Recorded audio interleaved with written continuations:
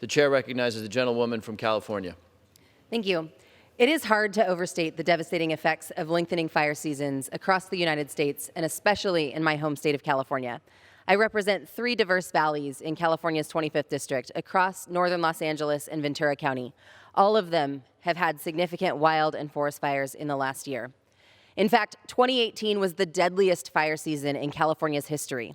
According to CAL FIRE and the National Interagency Fire Center, 8,527 fires burned a total of 1,893,913 acres, the largest area on record.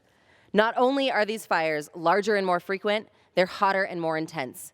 Soon, the term fire tornadoes will be a phrase that many people are familiar with. My own house was evacuated last summer. We had to trailer my horse, relocate my goats and dogs to my sister's house. My sister's house was evacuated shortly thereafter. Sadly, this was not the first time I or my family has had to evacuate. It's practically become common occurrence for people in areas like ours. 2 days after I found out that I would be coming to Washington to represent my community, 3 people died in the Woolsey fire, part of which burned through my district in Simi Valley. We have to do more.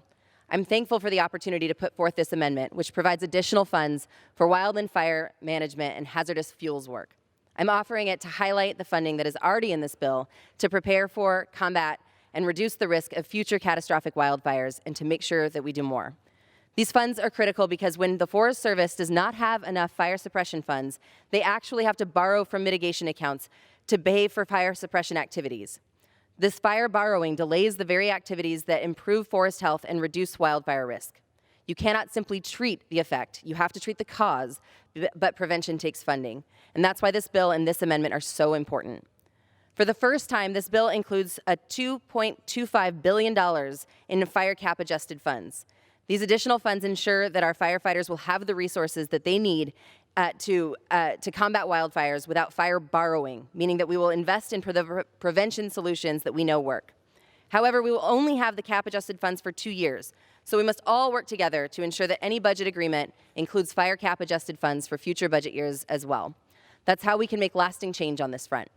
For my community, for California, and for states across the country experiencing the devastating effects of wildfires, I urge my colleagues to support this amendment, and I reserve the balance of my time. The gentlelady from California yields back the balance of her time. The question is on the amendment offered by the gentlelady from California. Those in favor say aye.